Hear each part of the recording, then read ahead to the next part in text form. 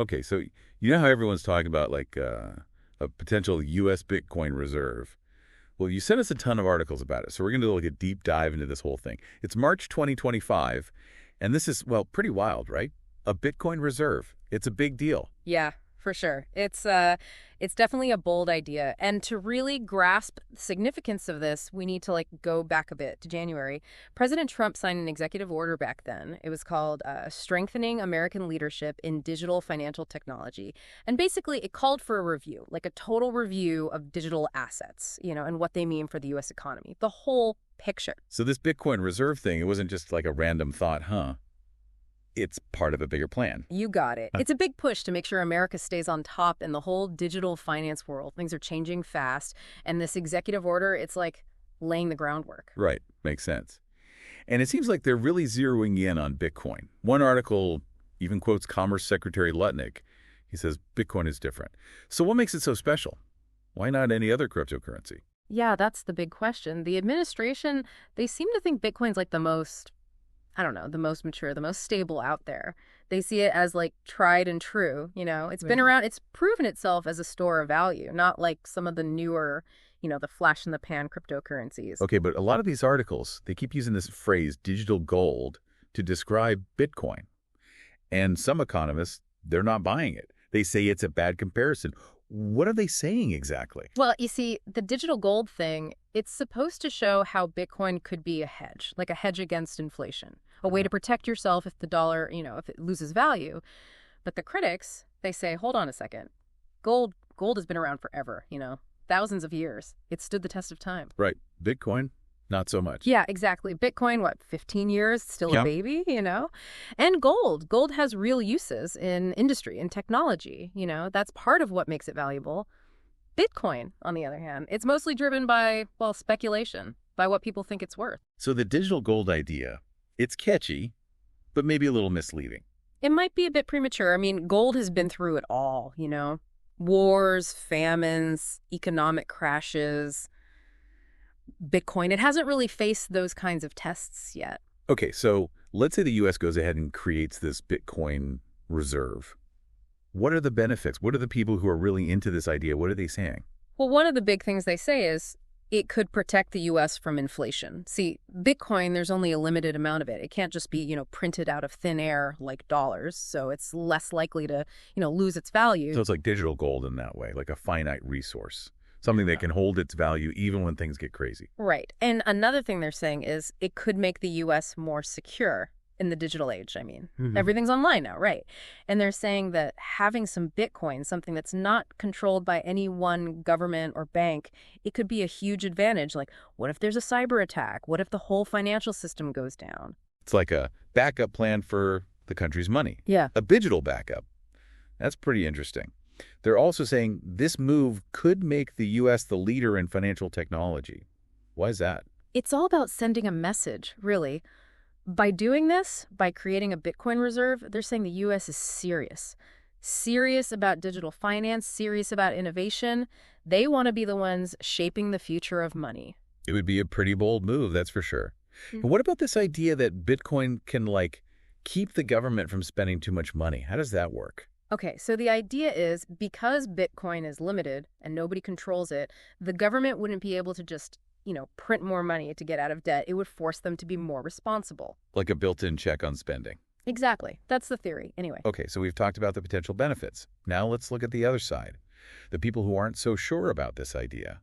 What are they worried about? Well, the big one is volatility. Bitcoin, it's famous for its ups and downs, right? One day it's way up, the next day it's way down.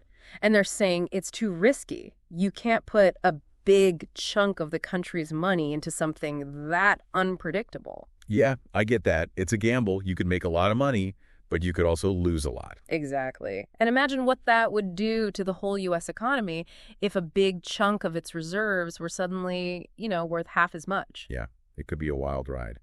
And what about the fact that Bitcoin is, decentralized? Nobody controls it. Is that a problem? It is, and it isn't. I mean, on the one hand, that's what a lot of people like about it, right? No government, no central bank calling the shots. It's resistant to censorship, manipulation. That's a big plus for a lot of folks. But on the other hand, well, it makes it hard to regulate, hard to secure. So it's like good for freedom, but maybe not so good for stability. Exactly. And there's another thing. What about the Federal Reserve? The Fed, they're kind of in charge of the U.S. economy, right? Controlling the money supply and all that. But if you throw Bitcoin into the mix, well, it could mess things up. Right, like two chefs in the kitchen. Yeah, kind of. And speaking of messing things up, there's this idea of a Bitcoin bond, to fund this whole reserve thing. Okay, so how would that work? Would the government just go out and buy a bunch of Bitcoin? That's one option. But, that would probably make the price go crazy. Imagine the headlines, U.S. government buys all the Bitcoin. Uh-huh. Yeah, that would be wild. So what's the other option? Well, they could issue a special kind of bond, a Bitcoin bond. Basically, the government would borrow money, but instead of paying people back with dollars, they'd pay them back with Bitcoin. So it's like investing in Bitcoin through the government. Would people even want to do that? That's the million-dollar question, right? Yeah. It all comes down to trust. Do people trust the U.S. government? Do they trust Bitcoin? It's a big gamble either way. It definitely is. Okay, so let's say they figure out the money part. Who would be in charge of this whole Bitcoin reserve? The Treasury Department, the Fed, or someone else entirely? That's another big question. Right now, there's no rule book for this. No one's ever done it before, so they'd have to figure it all out from scratch. So we're talking about new laws, new regulations, a whole new system. Yeah. That's a huge undertaking. It's starting to sound like this might not happen anytime soon. It might not, and that brings us back to the crypto summit. All these big players, they're meeting right now, hashing it all out, but nobody knows what they're going to decide. Will they go all in on Bitcoin? Will they just dip their toes in, or will they say, nope, too risky, and walk away? It sounds like the whole world is watching. Why should the average person, someone who's just listening to this right now, why should they care about this whole Bitcoin reserve thing? What does it mean for them? Well, even if this specific thing doesn't happen, even if the U.S. decides not to create a Bitcoin reserve, it still matters because it shows how things are changing. Governments, they're starting to take crypto seriously. They're starting to realize that the old way of doing things with central banks and paper money, maybe that's not the only way. There's like a sign of the times, a glimpse into the future of money. Yeah, exactly. For decades, we've had these rules, these institutions that have controlled everything. But Bitcoin, it's different. It's decentralized. It's limited. It's a challenge to the old way of doing things. And this Bitcoin reserve idea, it's like the biggest challenge yet. It is. It's a big gamble, a high-risk, high-reward kind of thing. And it all comes down to one question. Is Bitcoin really digital gold? Is it the future of money? Or is it just a fad? That's the big question, isn't it?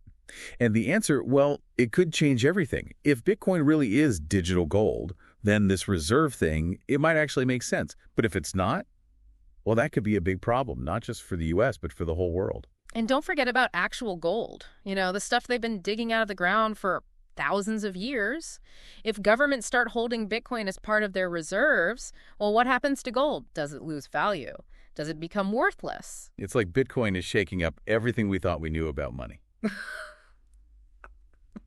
Okay, so back to the crypto summit. We've got all these heavy hitters there. David Sachs, the administration's crypto czar, CEOs from Coinbase, Bitwise, and more. What's their take on this whole Bitcoin reserve thing? Well, it's a mixed bag, really. David Sachs, he's all for it. He thinks it's the way to go, that the U.S. needs to be a leader in the crypto space, not fall behind. He's been pretty vocal about that, hasn't he? Like, America needs to be #1 in crypto. Yeah, pretty much. And then you've got Brian Armstrong from Coinbase. Well, he loves Bitcoin, obviously, so he thinks this reserve thing is great. He thinks it would make Bitcoin even more legitimate, more mainstream. Makes sense. I mean, if the U.S. government is holding Bitcoin, it's got to be legit, right? Yeah, right. And then there's Hunter Horsley from Bitwise. He's a little more, cautious. He thinks it's a good idea, but he doesn't think it should be just Bitcoin. He thinks they should include other cryptocurrencies, too. So spread the risk around a bit. Exactly. And then you've got some economists there. They're worried about the dollar, the U.S. dollar. They think that if the U.S. starts holding Bitcoin, it could actually hurt the dollar, make it less important in the world. So it could backfire, make the U.S. weaker, not stronger. Wow, this is complicated. It really does sound like there are a lot of moving parts here. So is there any sense of, which way this is all headed? Are people starting to agree on something? Well, it's hard to say right now. The debate is, pretty heated. Some people, they're ready to go. They want a Bitcoin reserve like yesterday. They think the U.S. needs to get in the game and fast. Like if they don't do it now, they'll be left behind. Yeah, that's their thinking. But other people, they're saying, hold on, let's take a breath. let's study this more, run some tests, before we jump in it with both feet. This is a big decision with big consequences. They're saying, let's be smart about this, not just rush into it. Exactly. They want to make sure this is the right move, not just, a knee-jerk reaction. So what are you going to be watching for as this summit plays out? Mm-hmm. What are the key things to look for? Well, first of all, I'm going to be watching to see if people can agree on something. Is there a consensus? Or is everyone still fighting? That'll tell us a lot about how serious they are about this. Right. If they're all on the same page, that's a pretty strong signal. Yeah. And I'm also going to be looking for specifics, like what kind of plan are they talking about? How big would this reserve be? How would they pay for it? Those are the details that really matter. The devil's in the details, right? Exactly. And then, of course, there's the timeline. Are they talking about doing this, next month, next year? Or is it more of a long-term thing? That'll tell us how much of a priority this really is for them. It's like watching a slow-motion train wreck, but in a good way. Yeah, kind of. It's exciting, but also a little scary. Because, this could change everything. Okay, well, this has been a super interesting deep dive. We've learned a lot about this whole Bitcoin reserve thing, the good, the bad, the ugly. It's a big decision, and the outcome could have a huge impact on all of us. Absolutely. And it's not just about Bitcoin. It's about the future of money, the future of the global economy. We're all part of this story now, whether we like it or not. So what's your advice for our listeners? What should they do? Well, I think the most important thing is to stay informed. Keep learning about this stuff. Read the articles, listen to the podcasts, talk to people who know more than you do.